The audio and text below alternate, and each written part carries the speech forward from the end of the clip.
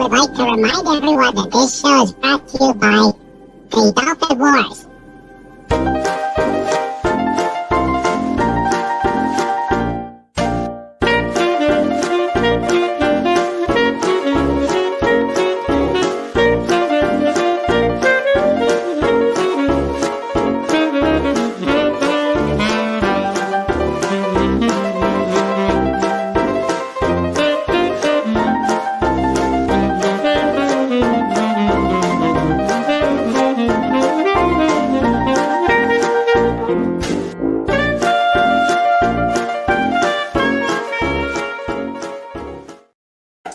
Good evening, everybody, and welcome to King Dolphin TV. I am Raymond, author of the Dolphin Wars book series and ruler of the best pod on YouTube. Once again, it is time for Radio King Dolphin TV. And tonight we continue the Pudgy story time. We're going to do Chapter 2 of Mooncry. With me tonight is Pudgy Hedgehog. Hello, Mr. Hedgehog. Hello, Mr. Raymond. How are you doing, my friend? Pudgy, good. How are you? Hi, everybody. I'm doing well. I am doing well, and Sandra's doing well. And how is Cobalt? Doing good. How are you? Doing good. Doing good. Looking forward to tonight. This is going to be a fun reading. Yay! But before we get going, as always, if you like what we're doing here in the pod, if you love Radio King Dolphin TV, if you love the interviews, if you love the fun, please like, subscribe, and comment.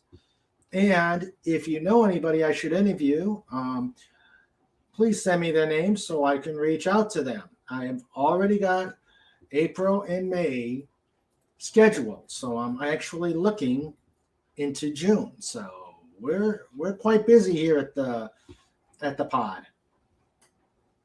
Snorter Poopa says, I feel I should be rolling down the streets of Chicago with a big black car with a fedora and a Tommy gun. All right. Yeah, let's do it. Do it, Snort. Let's see. But don't say that too loud. Fett may hear that, and he may already be working on something. All right. So we will welcome who's here right now. And then once we get done with the reading, we'll thank everybody who comes in after the fact. Right now, let me welcome the amazing wrenches. We have Sandra as our producer. We have John Fez Rendell. We've got Legatus Legionai, the first in, the last out. And then we have the Bear Without a Care.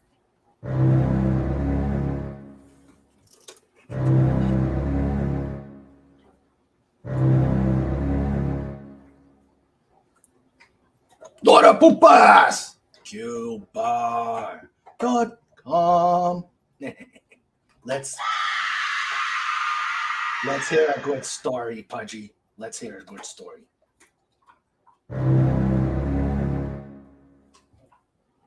All right, and Snort says, shh. No, Fat didn't hear it. Nope, not at all. Fez says .com.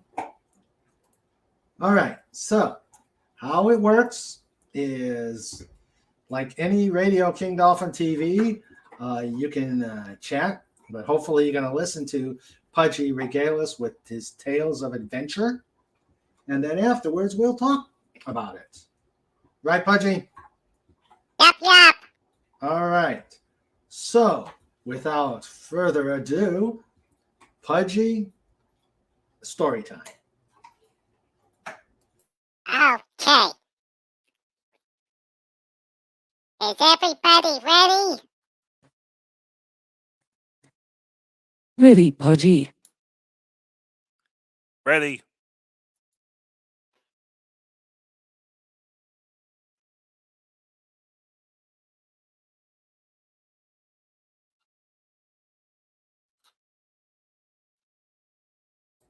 Ready.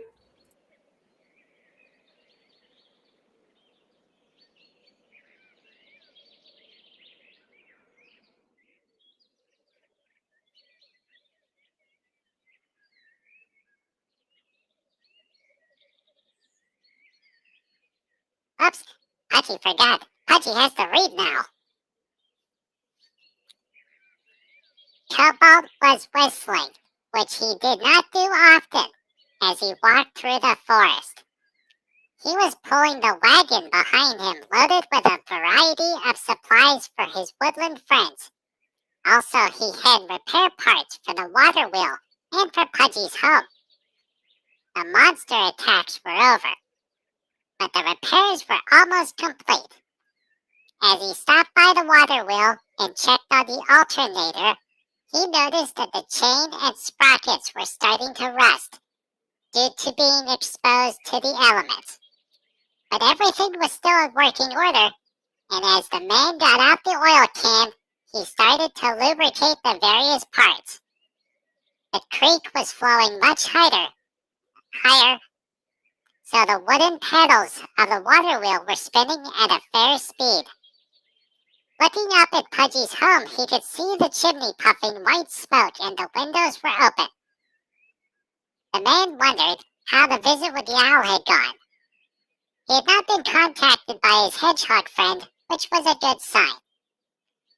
After putting the oil can back into the wagon, Cobalt stood up and pulled the wagon through the creek. He walked a short distance up the softly ascending hill towards the underground home. Pulling the wagon in front of the big round bifold doors that led into the big room, Cobalt looked around the forest. An excited, familiar voice called out the window, "Hi, Cobalt!" The hedgehog scampered outside the home through his open front doorway. The man knelt down and scooped up his hedgehog friend and hugged him softly. Hi, Pudgy. Glad to see you too. So, how was your visit with the owl?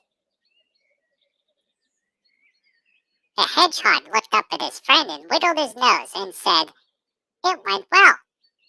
Alabaster is inside, but he's not ready to come out yet." The man nodded and looked into the round kitchen window to see a set of golden eyes staring back at him. Smiling at what was clearly an owl, Cobalt hugged Pudgy again and said, I brought more supplies to repair your home and also to fix something up at Argent's. I've researched what owls like to eat, and I think I was able to get some things that would be more agreeable for him. Pudgy nodded and wiggled out of his friend's grasp to slide down his leg and back onto the ground. Pudgy said, "Thank you, Cobalt. Pudgy will go inside and open up the big room." The man smiled as he watched his little friend scamper inside the home and then past the owl in the window. Cobalt said, Hello, Alabaster. My name's Cobalt.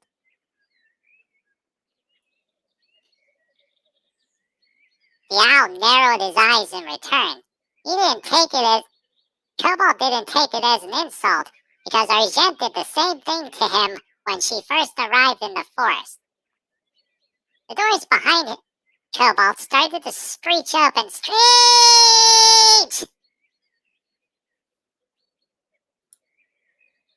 Oh, yeah, that definitely needs oil. Cobalt said while he was turning around as he got back to his feet. He took a couple steps to get to the round door with its bifold doors inside. His hedgehog friend was peeking over the bottom door jamb and said, "Alabaster, I'm staying in the big room so you'll be safe in the main part of Pudgy's home."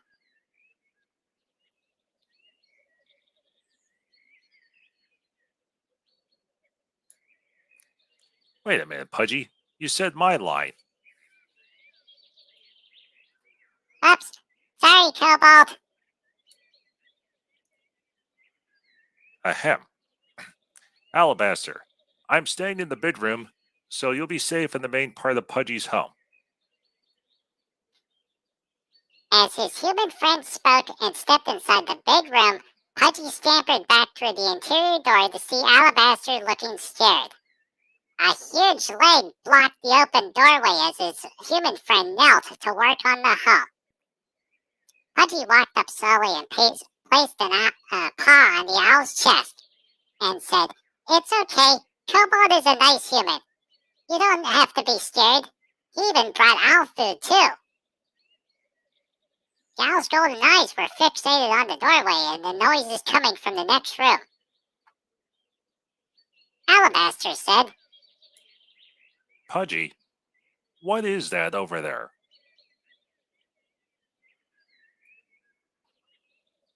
the owl asked hesitantly while watching his hedgehog host bounce happily. Pudgy said, "That is the big room. It is big enough to hold Cobalt and 2 other humans. Pudgy has it so he can host big people in Pudgy's home. We can go see it eventually once Cobalt is done working. Pudgy doesn't use it often because it's harder to heat from Pudgy wood stove." The man worked inside the room, oiling the gears and chains used to open each side of the doors. He also checked the power room before locking it up. Cobalt said, Okay, Pudgy, I'm done with the repairs. Let's get the supplies out.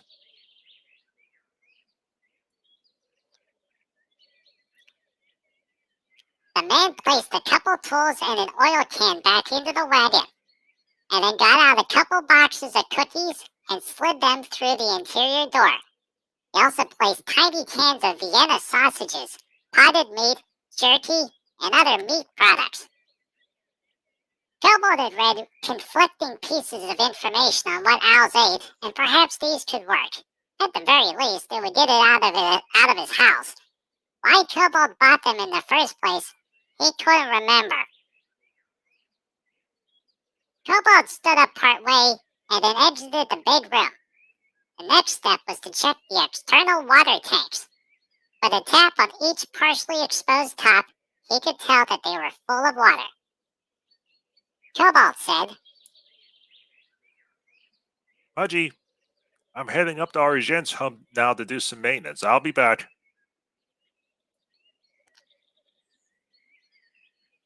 Cobalt said with a smile as he watched his hedgehog friend bounce and wave in the window. Standing upright fully once again, the man took the wagon's handle and then pulled it behind him once again.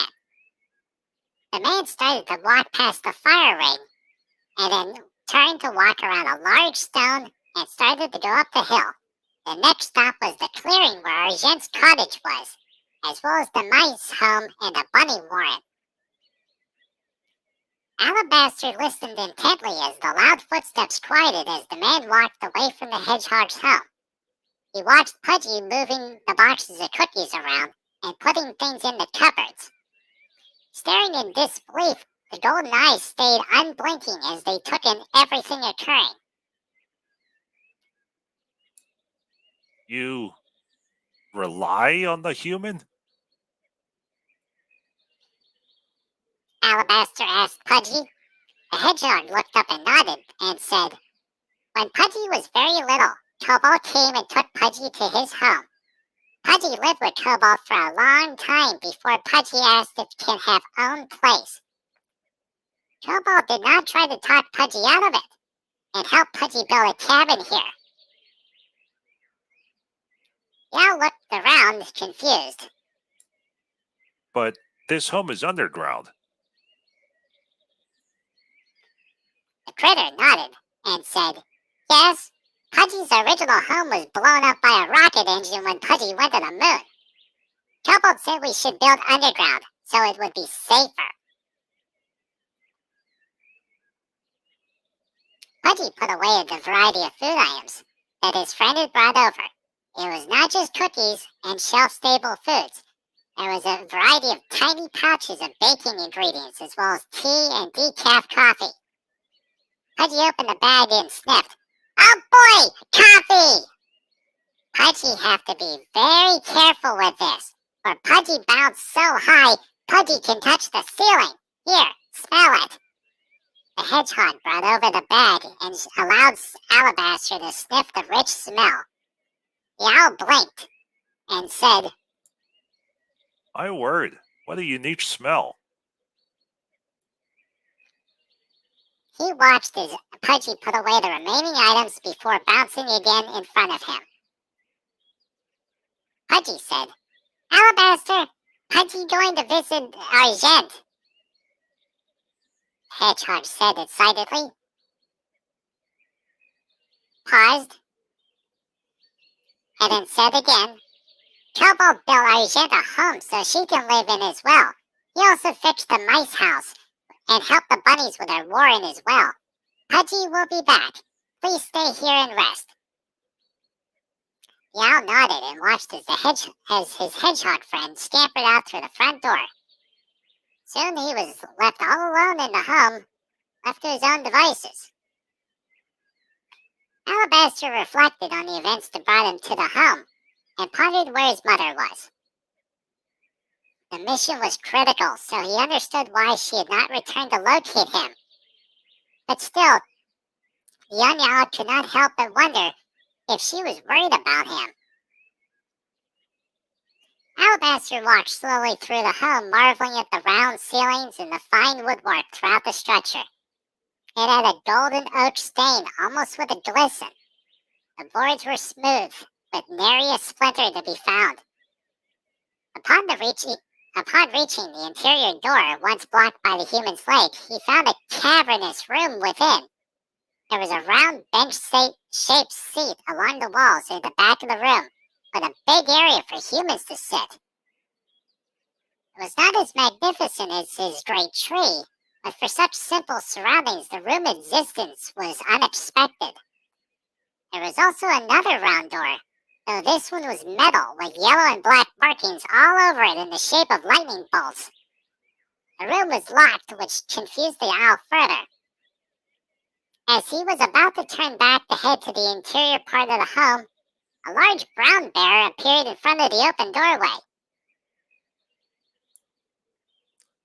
Hello there, Mr. Owl.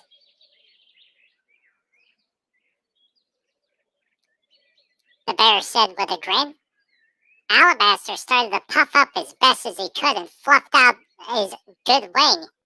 He hooted angrily.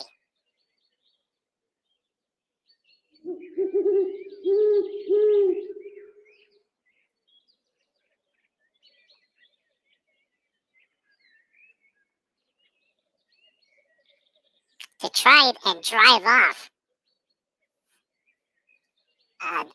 the bear.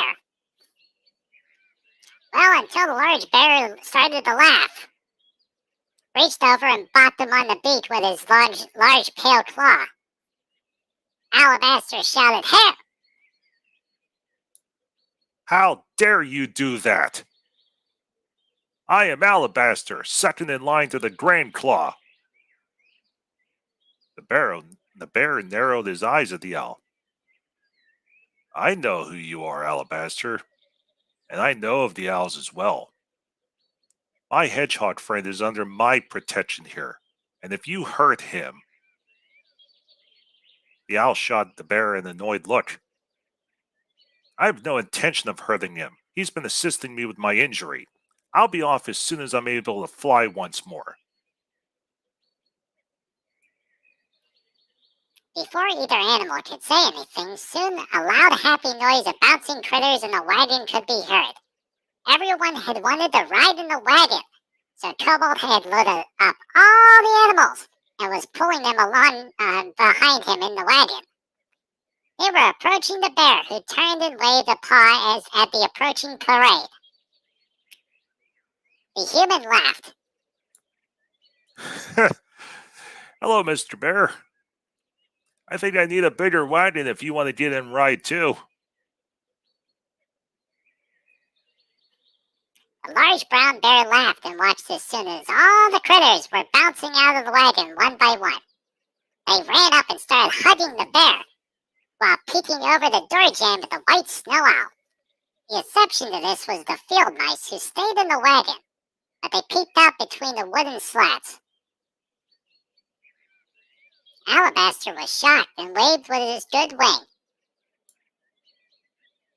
Hello? Cobalt could not understand the owl and only heard the hooting sound.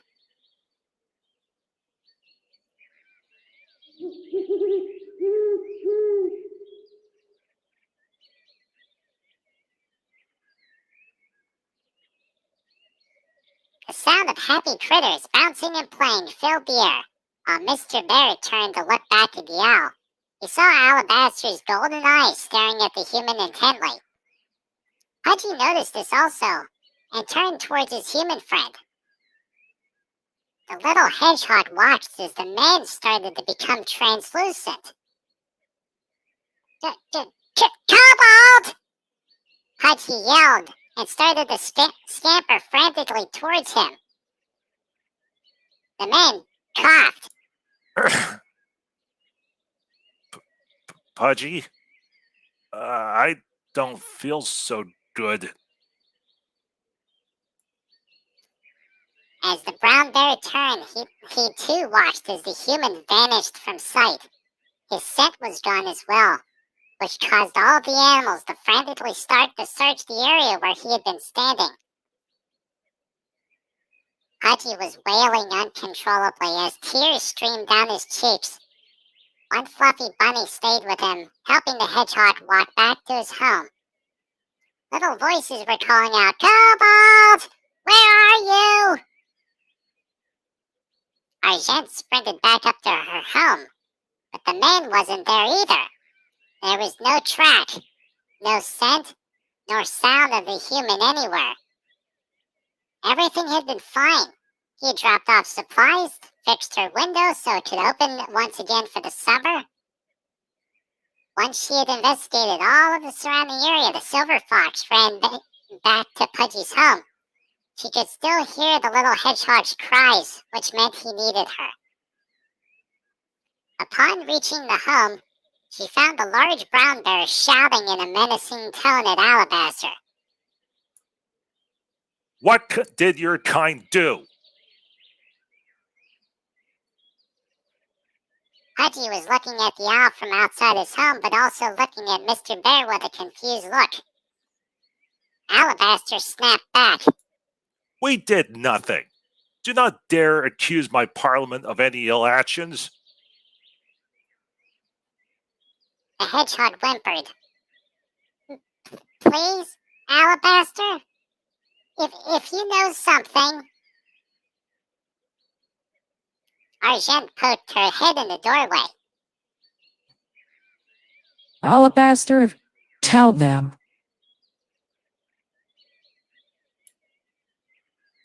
The owl fluffed up and looked defiant. I will tell you nothing.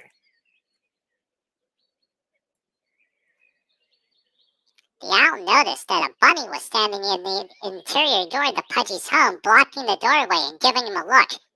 The bear was blocking the big doors, along with Pudgy and Argent. The owl was trapped inside with one busted wing, so his chances of escape were slim. Argent sighed.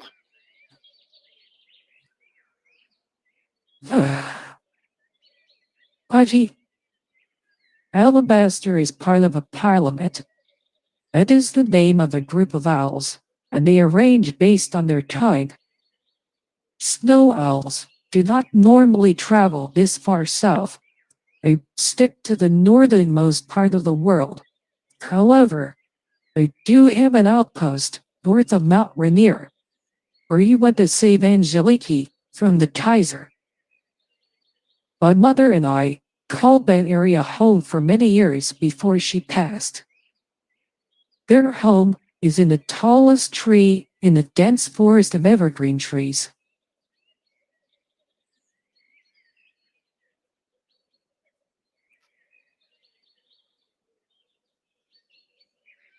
Pudgy was watching his silver fox friend, and then the owl occasionally. The hedgehog sniffed his nose and wiped his eyes with the back of his paws, and said, Argent, do you know what's going on? The fox narrowed her eyes at Alabaster. You found one, didn't you?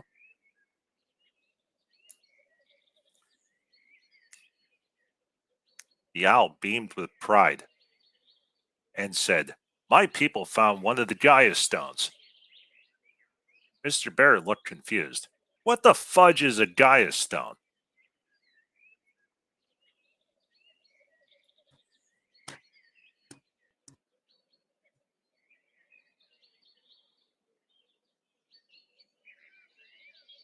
Oh, everybody, this is our jet.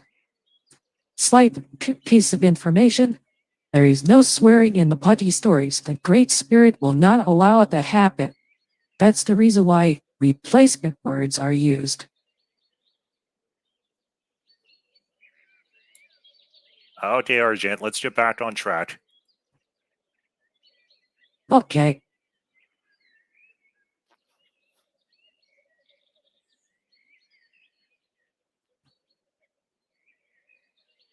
Argent looked up at the bear, and then at the other attentive critters and said, "My mother told me this story when I was young.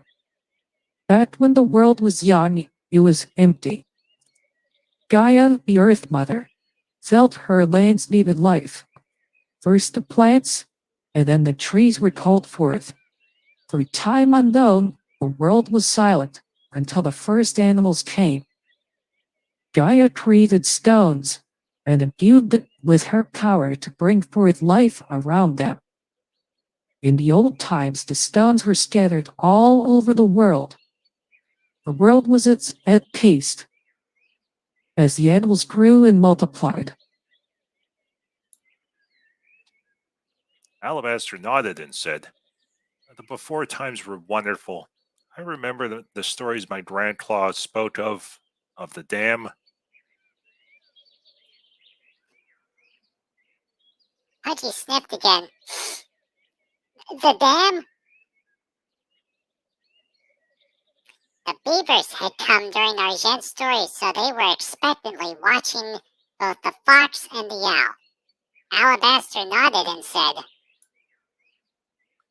Beavers built a gigantic dam where hundreds gathered. The creation was amazing and held back the waters of the great river for a day's flight. Multiple dams were spread along the river to keep the pressure from overwhelming the main dam. Thousands of beavers, all in the same river, building and living in peace. Until the humans came. Argent nodded while speaking. Gaia wanted life to continue, but along the way created the humans. At first, their kind remained few and scattered, but as time passed, they evolved and spread throughout the world. Mr. Bear nodded. "Yeah, I've heard a version of that story as well, but more of a bear perspective. Huge caves in the mountains, thousands of bears, great hunts, female bears dancing."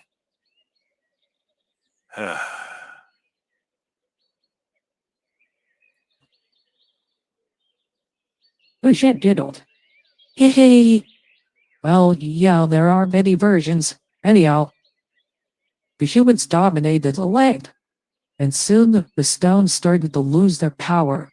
A great imbalance had begun, and many of the stones were lost. But it would appear that one's been found. Yao looked indignant while he spoke. "I know not of what you speak, Groundwalker." Argent snarled at him, which made Pudgy stare and hide behind Mr. Bear's leg.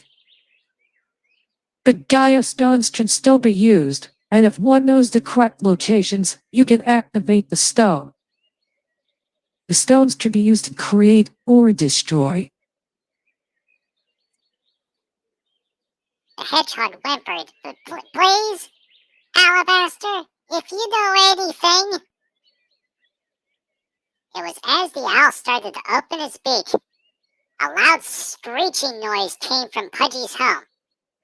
The bunny inside the doorway waved. "Pudgy! Bad sound coming from the blue thingy on the wall." The hedgehog nodded and scurried quickly inside to check his phone. The phone screen was red with an emergency broadcast logo on it. As Pudgy pushed buttons on the screen, he turned up the sound. A man in a gray suit was speaking, with a map of the United States behind it. Good afternoon, everything and everyone. This is Bob Smith of PNN with breaking news. Starting at 2 p.m. Eastern Time, people have started to disappear. Eyewitness reports say that the individual does not feel well, fades, and then disappears completely. Hundreds of missing person reports are being filed across the country, and local authorities are overwhelmed. What's more concerning are the reports of empty cars and trucks crashing. Driverless vehicles have been crashing on and off of roads, into trees and into the buildings. They've been also falling into rivers and oceans all around the country. This appears to be centered only within the United States this time, but we are receiving unsubstantiated reports of this also occurring in Canada and Mexico.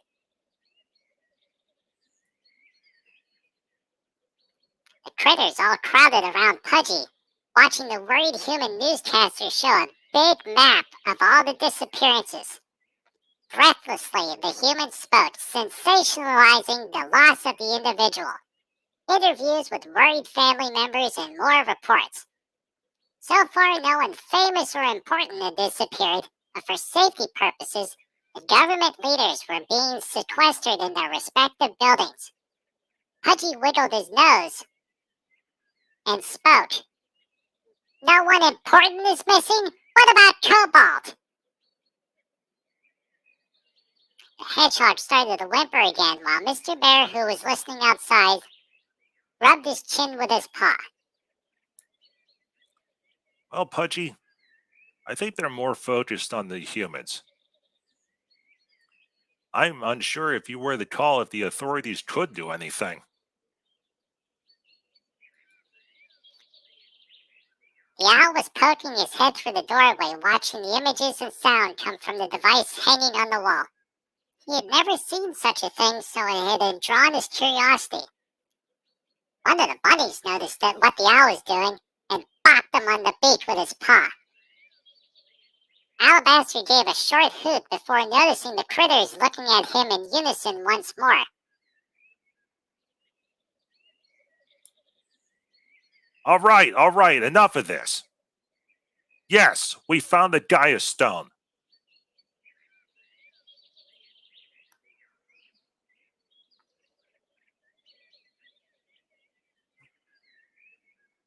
Brigitte nodded and motioned with her paw to continue with the explanation. Nodding, Alabaster walked back out into the big room.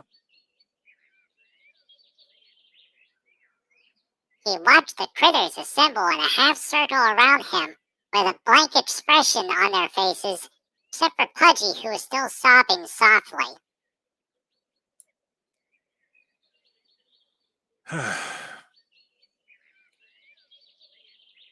I do not know all of the details, but my grandclaw found the stone as he was exploring the mountain when he was a young owl. It was ancient and covered in green moss. When he mustered up the courage to touch it, he could hear the Earth Mother speak softly. She was exhausted, but in a calm, soothing tone, she said that the strain was becoming too much on her. My grandclaw asked her what he could do. And that's when she told him of the other stones.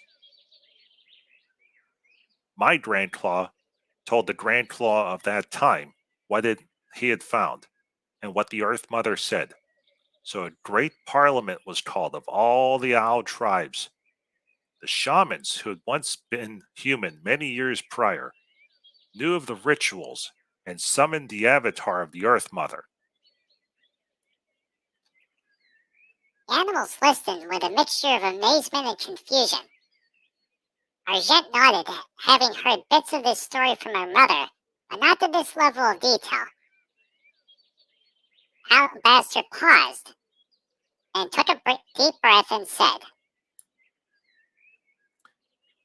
Gaia told our parliament that we needed to find the remaining stones once more.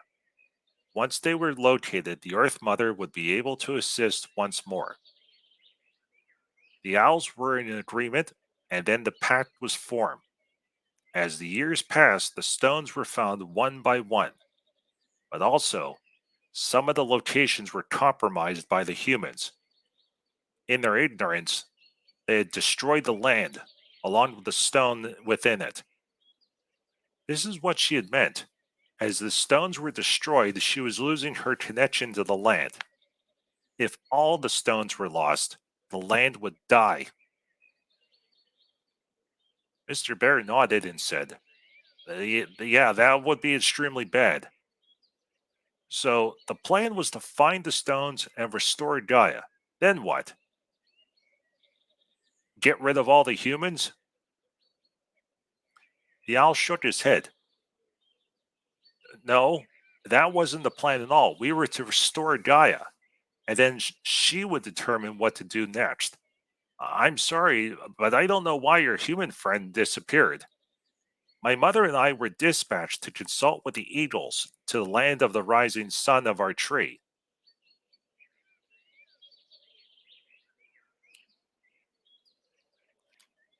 Pudgy sniffed and wiped his eyes with his paw. Should your family help Pudgy find Cobalt? The owl blinked and looked down at the concrete floor as he contemplated. But Pudgy, I know not if they could help, but my Grandclaw is wise beyond comprehension. If anyone would know what is going on, he would. That magic box on your wall would appear to show whatever made your human disappear. It's spreading. Humans are reckless, and if they feel threatened, they're going to lash out. Their disappearances will affect our kind to our detriment, I fear.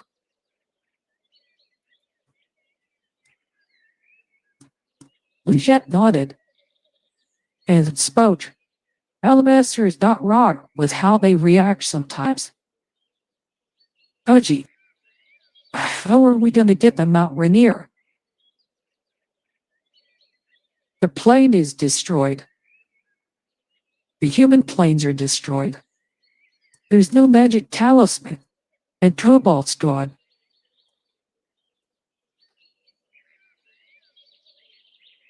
Pudgy rubbed his chin with his paw and then pointed to his vest.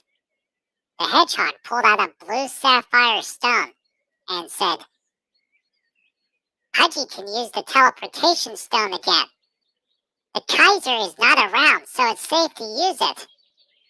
But the stone has limits and can only be used once per day, and to a place Pudgy already visited with the stone. The owl's golden eyes locked onto the gemstone, and his beak opened wide. That's an owl's tear. Where did you get that? Pudgy looked at the snow owl and said, There used to be 3 of these stones, but Pudgy found them and merged them when Pudgy fought the Kaiser for the first time when he was in Great Britain. The hedgehog put the stone back into his little vest pocket and clasped the opening shut. Pudgy nodded and said, Pudgy would be able to get to Texas, but from there, Pudgy would have a problem. Alabaster raised his good wing and said, Pudgy, the grove of trees where you found me is a ley line portal. Lichette looked at the owl. What's that? She said. The snow owl nodded and said, I forget sometimes when dealing with groundwalkers. I have to explain things. A ley line is a fountain of magical energy that runs throughout the land. The Earth Mother told my Grandclaw of this, and our parliament has been following the currents of energy to locate the stones. The tree grove up above is a section of the line that reaches the surface and has affected the trees around it. I can show you how to adapt your owl's tears to use the lines. If you've used the stone to transport yourself already, I suspect you were inartfully using the lines already. I can educate you on how to use the stone properly, on one condition. Pudgy looked up and said, "What would that be?" Alabaster nodded and said, "I will go with you. Once we make it to the tree, I will introduce you to the Parliament. If you're deemed worthy, my Grandclaw will attempt to assist you." Lichette rubbed her chin with her paw and said, "I want to go with you as well. We do not know if we can trust Alabaster or not." The owl looked indignant, but Pudgy nodded and said, "Okay, Pudgy liked this plan." Pudgy did not want to leave the forest again so soon, but Pudgy has to find out what's going on. Pudgy has to find Cobalt, the little hedgehog said with a definitive nod and a tone. The woodland critters were all collectively sad that Pudgy was going to be leaving again so soon, but Cobalt was their friend, and he had been so kind to them that they needed to find him. Mr. Bear nodded. Pudgy, do you happen to have anything to drink? The hedgehog looked up and bounced, and scampered inside the interior section of his home. The large brown bear recognized that perhaps the best way to help Pudgy, at least at the moment, would be to give him a task. While this version of the story, Alabaster told, was different from what the bear had heard as a cub, many parts were the same. Alabaster, one more thing I need to ask you, the bear said, while the snow owl nodded, waiting for the question to be asked. The bear gave him a look and said, "Can Cobalt be returned if it is indeed the stones?" Outside the home, the chimney started to smoke again as Pudgy lit his wood stove. The little hedgehog could hear the conversation going on, along with the critters inside talking at the same time. He missed what Mr. Bear asked because the field mice had arrived and were hugging him tightly. They were giving him pleading eyes and asking Pudgy not to go yet. Pudgy hugged back, saying, No, Pudgy will not be leaving tonight. Pudgy must make tea and supper for everyone first, and then a good night's sleep." The bunnies nodded and bounced happily once again. The tea was made, and a big mug for Pudgy was filled with the entire contents of the teapot. He pushed the big cup out into the big room and waved at his friend Mr. Bear. "Pudgy, sorry it took so long. Here you go, Mr. Bear. Pudgy will make another pot for everyone else and supper now." Pudgy made another pot of tea as well as many wonderful things. Little loaves of bread with fresh butter, as well as tea and cookies were served. Mr. Bear had to help open the cans of meat, but the bear and the owl were happily munching on meaty things. The only downside was that in one get-together, they had exhausted all of the supplies Cobalt had brought over. While Pudgy did have other foodstuffs in the house, now that his friend Cobalt was gone, the prospect of resupply was much more difficult. As the bunnies nibbled on their food, the hedgehog pondered Cobalt's house. It was gigantic and stocked full of supplies. That would be a possibility, since the hedgehog-sized door was still available that he could enter through. As the hours passed, the sun set behind the hill over the horizon. Mr. Bear was hugged many times before he departed back to his home. The beavers left for their pond, while the bunnies gave the field mice a ride back to their home. Argent was sitting in the spot next to the interior wall that bordered the big room. Alabaster watched as Pudgy scampered over to the gears and began to shut the large bifold round doors to the big room. The doors swung slowly shut and locked into place with a loud click. Click! The hedgehog pushed a tiny button which turned off the LED lights that illuminated the room. He motioned with his paw to Alabaster and scampered through the interior door that led back into his part of the home. Alabaster followed, and after he had passed through, Pudgy shut the door. It was still a warm night, plus the wood stove was lit as well, so the room was uncomfortably hot for the owl. Pudgy, I really need to head outside. It's really too warm for me in here. Argent overheard Alabaster while nodding in agreement. It is a tad bit too warm for me as well, so I will join Alabaster outside as well. Pudgy waved at the two. Okay, Pudgy has to clean up, and then we'll join you. Pudgy gonna turn the news on. The little hedgehog scampered over to the cell phone hanging on the wall, and a different human was on. It was a pretty lady in a green outfit with dark black hair speaking.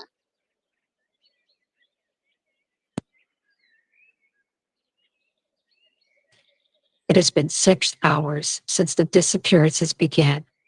Famous basketball star Jimmy Sneakers disappeared in mid-shot during a game this afternoon. We have a clip. The commentator narrated. Argent watched from the doorway as the human vanished and an orange ball went through a hoop. The surrounding players all started to run away in terror. As Pudgy started to pump water into the sink using his faucet, he started to wash the various plates and cups he had used for dinner. The news program continued. We spoke to noted priest Father Timothy, author of the bestseller, God, the Guy in Charge. Father Timothy, what do you think is going on? Pudgy turned to see a young priest with thick black glasses on start to speak. The book of Revelations state that in the end times, the Almighty will call back the faithful to the kingdom of heaven. I know not if these are the end days. The recent events that happened in Poland are a sign that the Almighty has chosen to work miracles once more. Pudgy wiggled his nose and shook his head. The hedgehog knew that was wrong, since he had heard from Alabaster, Argent, and Mr. Bear of the Stones. But the words Alabaster spoke rang in his mind, that the humans would react if they felt threatened. Every year it snows in Pennsylvania, and every year the humans would go bonkers when a big snow is coming. Cobalt always had extra food and supplies laid in case he would not be able to get to the store. But other humans would go crazy and panic buy, causing accidents or fights in the store. The snow would come and go and things would calm down. So the owl's statement was not incorrect. But Pudgy really hoped they would not feed into the owl's narrative.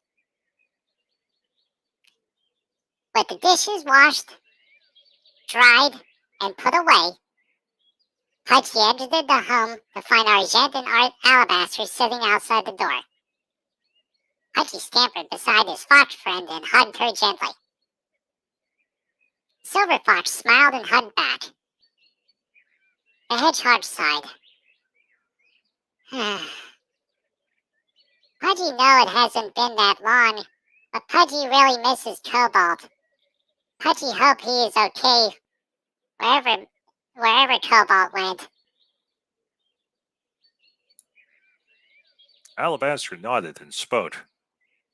I would assume he is, at least until we find out otherwise. The hedgehog started to whimper again as he hugged Argent. But Pudgy never thought Cobalt would go away. Pudgy thought many times Pudgy might go away, but never Cobalt. Argent nodded. The one constant throughout all of the adventures thus far was the man. He had spent a small fortune on his hedgehog friend and worked tirelessly to help the woodland friends of the forest.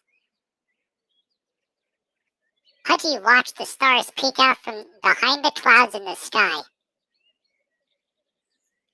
Pudgy said, Pudgy remembers stars when Pudgy was in the plane and the souls were flying beside plane. It was so beautiful. The stars and the souls were so close that Pudgy could almost touch them. The owl sighed. I feel that way sometimes too. Soaring high in the skies with my mother or Grandclaw, trees speeding below, seeing my reflection in the water below.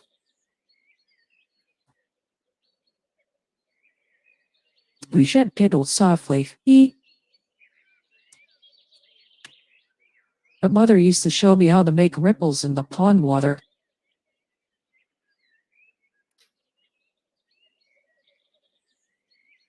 As the animal sighed and remembered happy things, thoughts drifted like clouds in the skies above. A crescent moon started to appear over the horizon. Pudgy really hope the moon dinosaurs are okay. Argent nodded. I still can't believe there were dinosaurs up there like Mr. Dinosaur. The owl looked at Pudgy and then the moon. He was still a bit incredulous at the story of the creatures living on the moon. In a time, Pudgy started to yawn, so he turned around and started to slowly scamper into his home. Argent followed him into the house and then scampered over to her spot next to the kitchen to curl up in.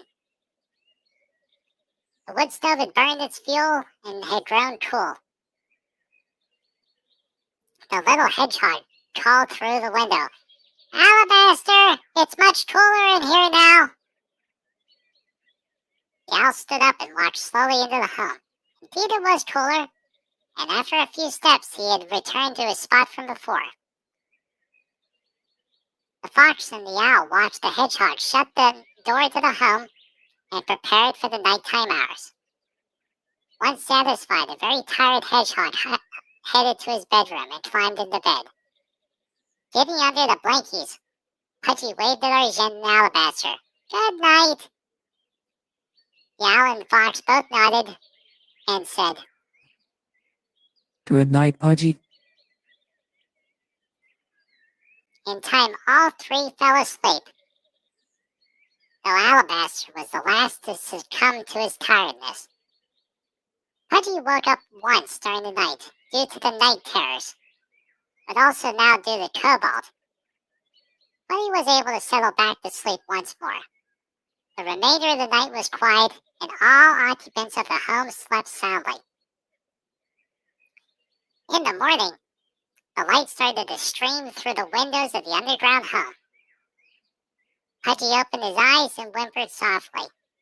He missed Cobalt terribly, and was so worried that his friend was hurt. While his dreams were still of the prison camp and the horrific events of his last adventure, new threads were forming within his mind of strange occurrences. Pulling the covers back, the hedgehog exited his home and opened his front door. As with the day prior, Argent's ears perked up and watched as her friend went into the tiny bathroom. The fox got out from under her blanket and then headed outside to attend to business once more. Alabaster opened his eyes and looked around, finding himself alone in the home once more. The owl reflected on the events of the previous day, but soon was joined by the hedgehog as he exited from the tiny room just off from his bedroom. Pudgy headed to the cold box in the kitchen and started to take out tiny bottles of milk and other perishable items. There were not that many, as the previous supper had greatly diminished his supplies.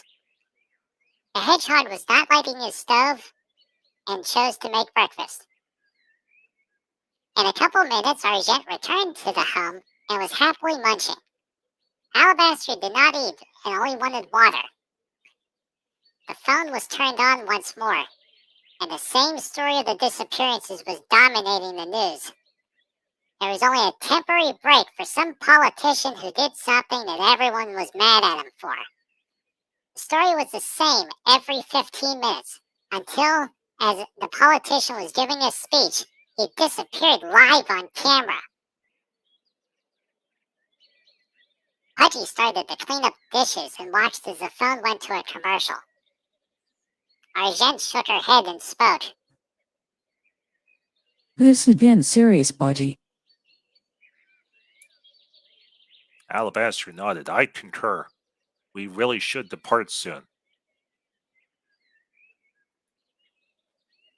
The fox nodded and watched as her hedgehog friend quickly put away the dishes. He started to scamper around the home quickly, checking on the big room and then locking the interior door. He pulled back a hidden panel on the side of his home, and the owl watched as the hedgehog started to pack food and supplies into a tiny backpack. He had a tiny shovel and a hammer clipped to the pack. The mining helmet was pulled out and placed on top of the hedgehog's head as Pudgy said, "Pudgy, ready! Everyone, let's go to the grove!" Argent giggled and padded past the owl and the hedgehog, exiting the door with a swish of her tail, swish, swish, as she squeezed through the doorway. Alabaster shook his head and then exited the home as well.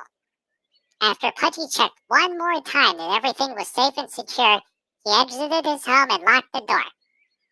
Turning to face his friends, Pudgy started to follow behind them as they walked through the forest.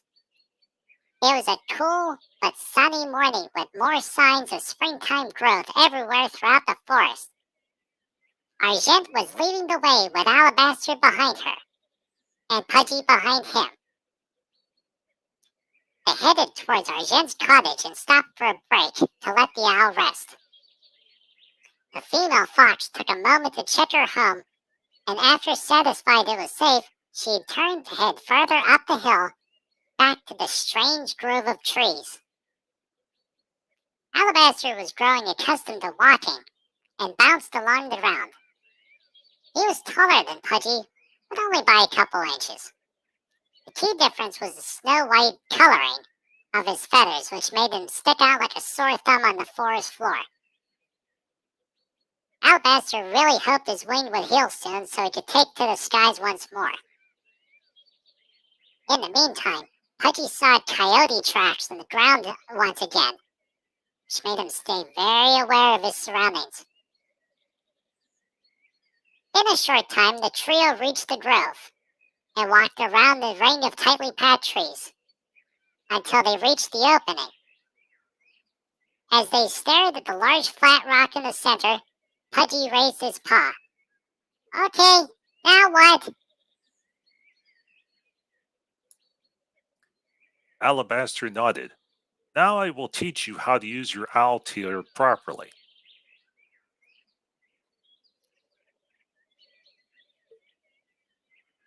The hedgehog nodded, and Argent listened as well. The owl started to give his lesson, but Alabaster did not do a good job, because it resulted in a myriad of questions. So the owl decided to start over and spell things out explicitly. This time, the lesson stuck, and both the fox and the hedgehog understood what he meant. Pudgy walked over and stood in the middle of the rock and watched as Alabaster walked beside him. As Argent was about to cross the rock, it started to glow with an unearthly green light. No, wait, don't yet. The fox cried out as Pudgy and Alabaster disappeared, and left Argent all by herself.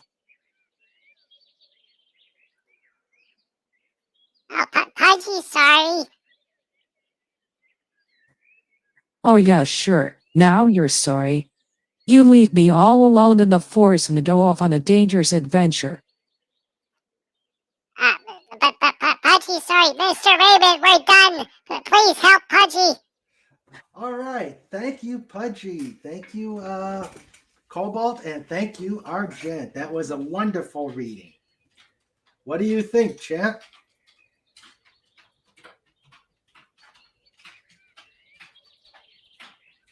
Can you hear me okay? Barely. Hold on. Yeah, you're coming through good. Okay. Here, let me raise up my microphone. Sandra said I wasn't coming in loud enough. Let's see. We got a clap from Snorter Poopus. Yay! Yep. John Randall says bravo. Birdies, can you stop chirping while Mr. Raymond talks? That's okay. The birdies are fine. Let's see. John Randall says author. Legatus Legion I says more. Encore. Wow. Pudgy, you're a rock star. Yay! Pudgy, glad you like the story. Yeah, we got a bravo. We got a claps paws. Snorter Pooper says, yay, me loves disappearing politicians.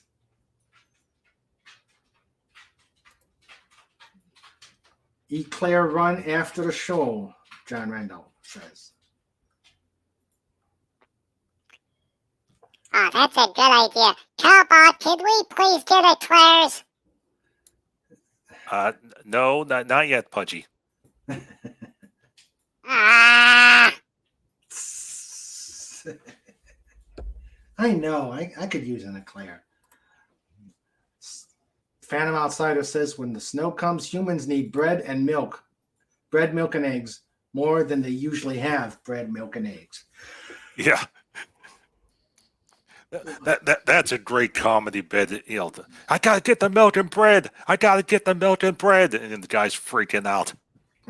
Yeah. And hello, Admiral Teague. Welcome, and I hope you've enjoyed the show. And let's see. Phantom Outsider says, always bring a bear. Bears make real bodyguards. Really good bodyguards. And I guess Snort is snuffling in agreement. And let's see.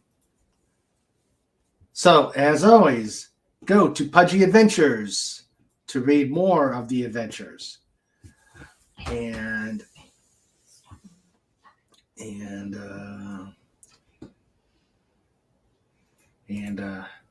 Admiral Teague very much enjoyed it. Hey there, Stream Elements. All right, so that was very good. So we see where Cobalt has disappeared. So sad. yeah. Yeah, but I'm sure we will find out more as we can do the next installment. Yep. The next Pudgy story is going to be Moon Cry Chapter 3. Chapter 3. Third time is the charm. Yes. So, and that will be in 2 weeks. 2 weeks from now. Wrapping up. But first, we have to go through a Just Cuz and then another Mr. Raven show for the Dolphin Wars. And you can buy Dolphin Wars stuff at thedolphinwars.com. And then then a Just Cuz, and then back to the Pudgy show, or Pudgy Story show. Yes, definitely. Chat, if you really liked Radio King Dolphin TV, let me know if you want to get more of it. I decided to do a month of this, and it looks like people are having fun as they're listening to the stories. Next week is All's Fair. And that is a chapter skip. It will be a surprise. It won't be chapter 4 or 5. It's a special chapter that Jill and I have been rehearsing. Chapter 7.5. Yeah, chapter 7.5. John Rendell says, more. Nice to see that John really likes what we're doing here. Yep, Pudgy liked the story shows. Pudgy wonder, that nice lady that you've had on a couple times, where you also had the artist guy on that did her covers. Pudgy wonder if she would be willing to do one of her chapters. Grace Ailey? Yeah. I'll check with her. And see if she'd be interested doing the reading. Yeah, and plus you can have that nice lady that did the comic books on. There's all sorts of neat things you can do with this type of show. Yes. Expand into more Radio King Dolphin TV. Pudgy, you're a genius. Yay! Yeah. Yes, John says Grace Ailey. Yes. All right. Then it's a plan. We will add her to Radio King Dolphin TV. Yay! Yeah. And John Randall says, great idea, Pudgy. Now, maybe the lady in that story doesn't get left behind. Pudgy, sorry, Arjed. Pudgy, wait, you got to go on an adventure. Now you put me in a ship. What's wrong with being in a ship? Now, you two, knock it off. We're live on the air. Besides, there's nothing wrong with a ship other than the fact it sways and sways and sways. And Yeah, at least Pudgy got to walk around. I couldn't move out of the hold. Oh, that's not good. Yeah, unfortunately, the trip to the Philippines takes a long time. Yeah, that is true. That is true. But the neat part is that you can sail all the way from Pennsylvania to the Philippines by going mostly straight. You have to go down the Allegheny River, and then you reach the Allegheny Ocean, and then you sail over what used to be Ohio, and then keep going, and then you sail past what used to be Missouri, and then over Texas, and then up the river through the cactus lands, and then you go, then you get out to the big Pacific Ocean. Yep, and boy, that is an ocean. Yep, that is an ocean.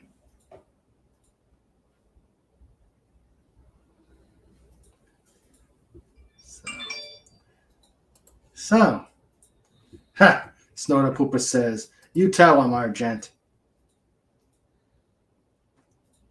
See, that bear knows what he's talking about. Yep, he does. Pudgy, sorry. Pudgy will make it up to you. Pudgy will make bread. And shaky butter. Yes, and shaky butter too. You have to have the shaky butter along with the bread.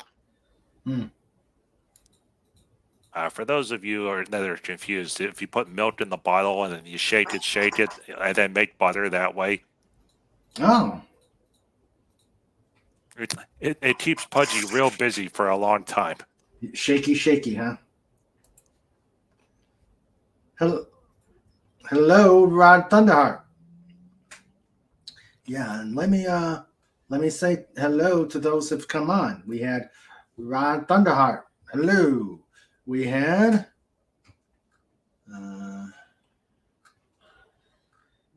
Phantom Outsider, Lord Thoth, and Admiral Teague. Welcome. Oh boy, Pudgy always likes whenever Pudgy sees Rod Thunderheart post, because it's always he's driving his big truck up in the lanes of Canada. Yeah. Although Pudgy always asks Cobalt this question: if a lady who is a mom drives a truck, does that make her a mother trucker? Oh, Pudgy. It's too early. It's too early. Okay, Pudgy. He wants to go to the kitty table for Yeah, Pudgy wants to go on the kitty table for eclairs, doesn't he? No, there is no kitty table on Radio King Dolphin TV. Yeah, And we do not want to cause accidents for Rod as he's driving home. that's true. He says, sorry, I'm driving on the highway right now, back from country, but how you doing? We are doing wonderful. We had a great reading from Pudgy Adventures. We had Pudgy, Cobalt, Alabaster, and Argent, all with parts.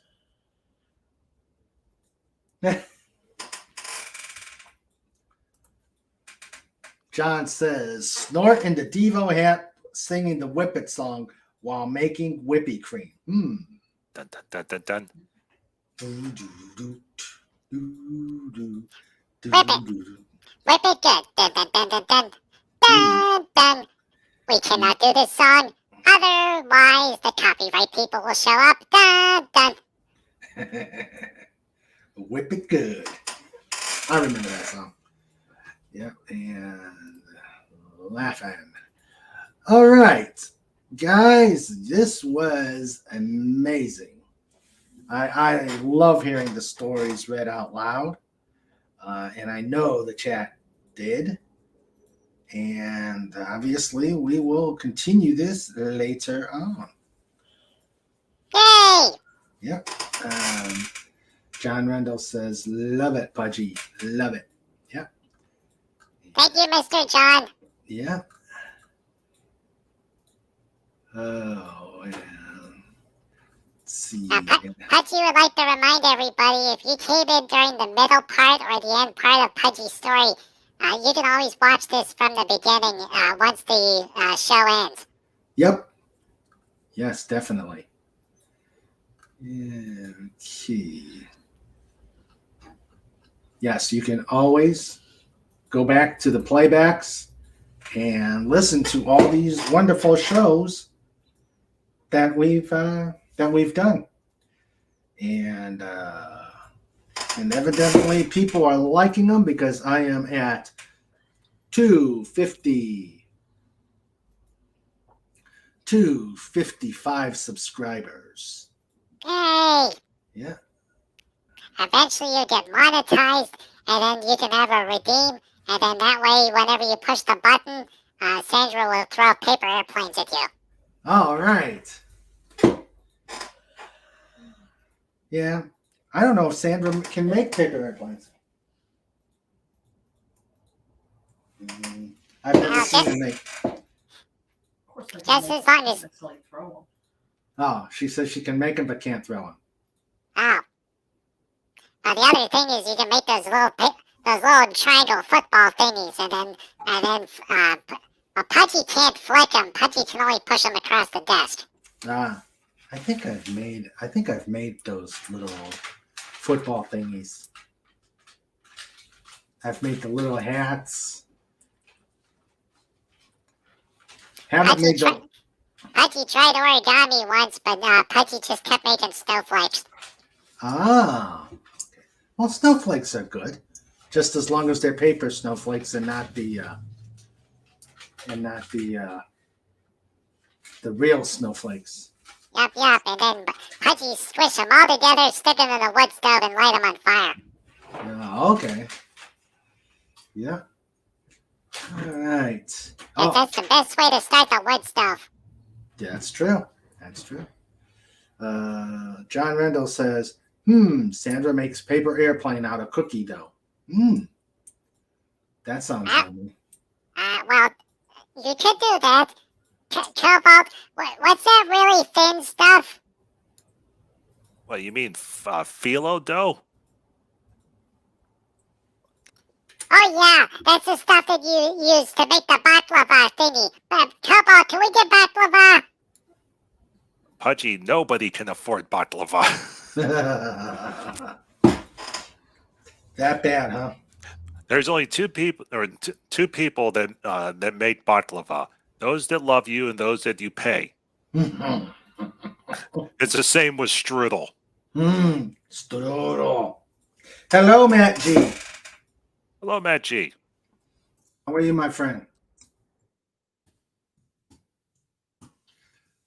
All right, so we've had a wonderful reading. We've had some good chat with everybody. I think 'tis time. He said, Matt G says, hello.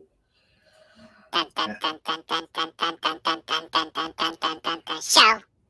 Show notes with Mr. Raymond. Dun, dun, dun, dun, dun, dun, dun, dun, dun, dun, dun, dun, dun, dun, dun.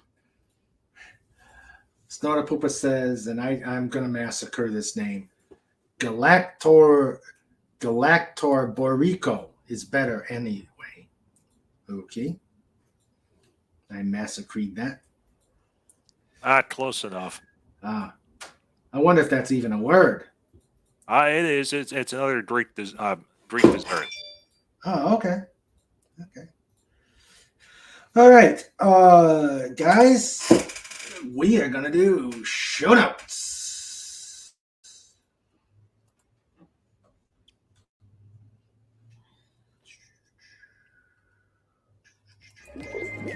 It's time for show notes. It's time for show notes. It's time for show notes with Mr. Raymond and Sandra too. It's time for show notes. Done. Okay, we got show notes. Next week we're going to do, and we're going to do radio. We're going to continue Radio King Dolphin TV. This time it will be All's Fair, another segment of All's Fair. The secret chapter. The secret chapter with anti-derivative Jill and, of course, me, King Dolphin. We're going to have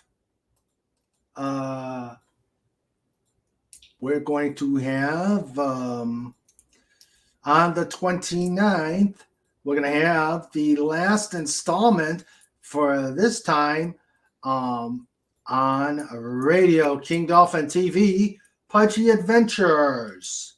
Yay! Let's see.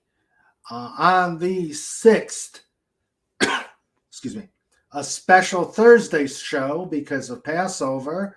Mark D with a C will be our guest. Yay! And the theme for our themed episode on April 8th. Okay, Pudgy, calm down in advance. Calm down. Candy bars in honor of Easter. Pudgy wants candy. Dun dun dun dun dun dun. We can't do the rest of the song. Dun dun dun dun dun dun. I know. YouTube is bozo. And then on the 12th, we're going to have Gary Ambrosia as our guest. Yay! Pudgy wonder if he built a bunny catapult. I don't know.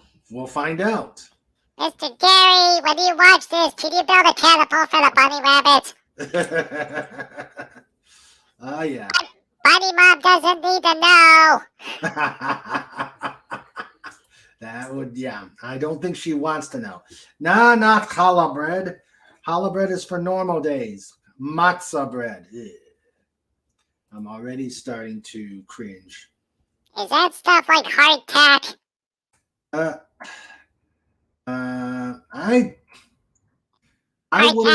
is flour, salt, and water. Yeah, that's about it. That doesn't rise. Okay. Yeah. Yep. So that is show notes. Dun, dun, dun, dun, dun, dun, dun, dun, dun, dun, dun, dun, dun, dun, dun, dun. Show notes. It's time for the outro version of show notes. Dun, dun, dun, dun, dun, dun, dun, dun. This segment is brought to you by thedolphinwars.com. It's time for show notes. It's time for show notes. It's time for show notes. With Mr. Raymond and Sandra too. It's time for show notes. Dun, dun. Dun, Yay! dun, dun. Oh. John Rendell says, catapult, you say? Looks at woodshop with an evil look. Yay! And Snorter Poopa says, hardtack is tastier. Yes, that That's is true. true. Yeah, that is true. Pudgy was watching a video on something called hardtack and hellfire stew. Okay, Pudgy. In order to make hardtack and hellfire stew, we need to get bacon, fry it, and then you don't use the bacon. Use the bacon grease to make the hardtack softer. And it's not healthy at all. I could that yeah my And definitely not kosher. yeah my my heart just did a little twinge at the sound of that. That recipe is real easy. First, you fry up all the bacon. Then you give the bacon to Snorter Poopus. And then Pudgy gets the grease for the hardtack. Oh, okay. And Snorter Poopus eats all the bacon. Yeah, I see how this goes. Yeah, Snorter Poopus has the coronary. Why does Snorter Poopus get all the bacon, Pudgy? Pudgy didn't think that far out. Okay, Pudgy shared the bacon with Argent, Cobalt, and then give the rest to Snorter Poopus. Okay, that sounds fair. Yeah, that's a better plan. Or here's the thing: we make one pack of bacon for us, and then one pack of bacon for Snorter Poopus. That's true. That's true. He says it kept those soldier boys going. Yeah. Oh, and Snorter Poopus. Snorter Poopus says, "I share my bacon." Oh, what a generous bear! Yay! What a generous bear. So, all right. And hello, Rose Wolf. Welcome. Glad you can make it. Hello, Mrs. Waffles. And hope you watch the hope you get to watch the rest of, or the rewind, unless you've been lurking.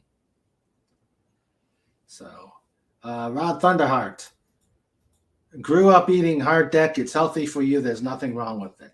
Okay. No, there's nothing wrong with hardtack. It's just, it's one of those things. Yeah, it's one of those things that if you have nothing else to eat, it's good. Yeah. And plus it's hard. You gotta put it in something, like a soup or something. Sounds like gefilte fish, the acquired taste. Yeah. That takes a lot of acquiring. Okay, Rod, send me your link on the on my email, and I'll post it. Because you know how it goes with these. Rod would like to plug his book, See Through Love, from Freezing Press. There's our plug. If I can get the link, I'd be happy to put it on here. Let's see here. Maybe he did it already. Nope. So, yeah. But yes, go to free. It's called.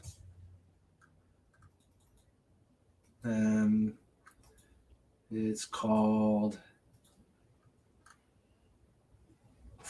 Friesen, Friesen Press. Yeah.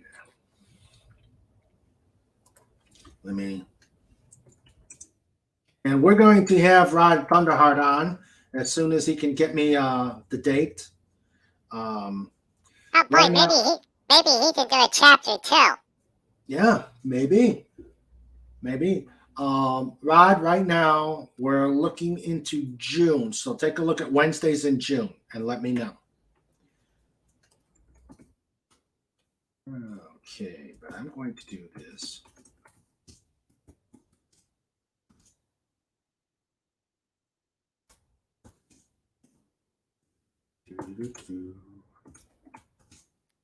Posted it here. Oh, you did? Yes. Oh, Sandra did it. Yay. Yay! Yay. Andrew's awesome. Yes, Sandra is awesome. Oh, I got her when I went to the drugstore today. I got her candy. Yay! Yes, I got her Reese's Pieces or Reese's and York Peppermint Patties. Oh, nifty. Yep. There it is. There's Rod Thunderheart's book. And Snort Poopus is going to have a book. Let's see what this is going to be. Don't forget my upcoming book. I'm still not sure if I'm going to call it 50 Shades of White or War and Pies. Why don't you combine them? 50 Shades of White. Oh, no, that's not going to work.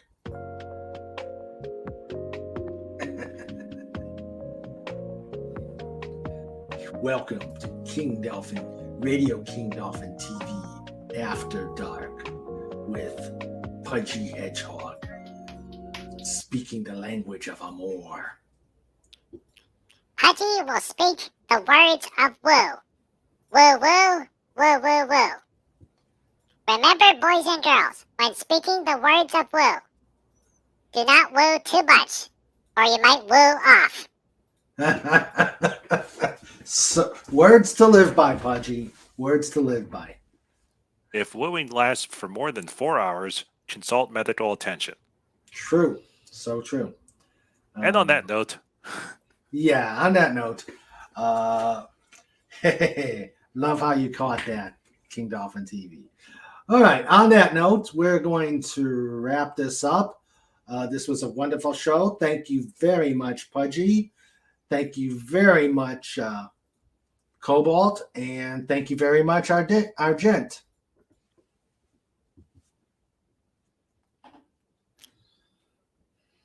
Oh, wait, Pudgy's still allowed to speak now.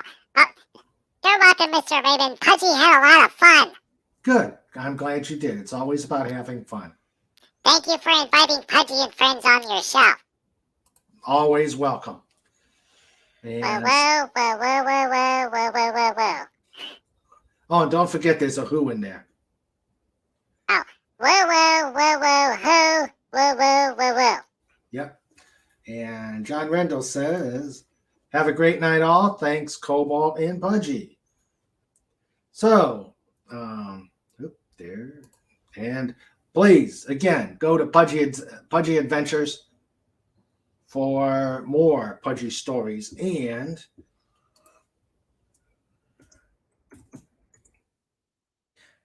to get all things Dolphin Wars as soon as this silly StreamYard or Stream Elements. Yep, there it is. There is King Dolphin TV, which we're on. But for all things Dolphin Wars, You can go to the dolphinwars.com. yep, we have a website. And And Mr. Raven knows how to use it. yep, I know how to use it. I definitely know how to use it. And Yeah, you can yeah, also go. Pudgy leaves all the web stuff to Cobalt. All right. And if you can also go to the link tree where you can go to dolphinwars.com, email me, go to King Dolphin TV, everything. And if anybody's going to Pop Culture Breakdown, mention King Dolphin Raid at Pop Culture Breakdown. So, all right, let me thank everybody for being here. We'll start with the chatters who came in. Again, if you didn't make it at the beginning, you can always listen in on the replay. Thank you, Admiral Teague, for being here. Thank you, Lord Thoth. Long live the Legion. Avon lives. I know I said that backwards, but oh well. Matt G, thank you very much, my friend, for coming. The Phantom Outsider, the erudite Phantom. Rod Thunderheart, make sure you go check out his books. And drive careful, my friend. Rose Wolf, Waffles, Lady Waffles. Thank you for being here and hope you enjoyed the show. And now our amazing wrenchers that keep things in a semblance of order. We had our producer, Sandra, the glue that keeps us all together. Yay! We had John Rendell, Fez. We had Legatus Legion I, the first one, the last out, keeping everybody lined up. And then, of course, the smarter than the average bear.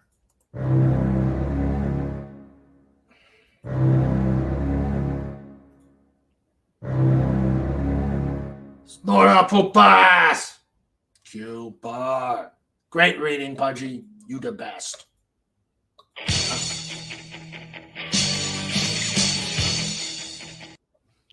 You're the best, Pudgy.com. Take care, Pudgy. Take care, Cobalt. Hey, where's the scream?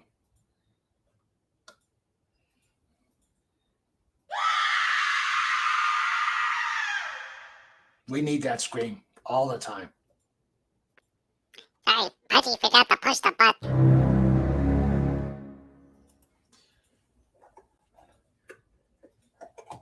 Okay. So everybody have a great night. We will see you on Just 'Cause this Saturday, where anything can happen, and usually does, and it's always a fun time for all. Stay safe, stay warm, and everybody take care. Night, everybody. Thank you for coming.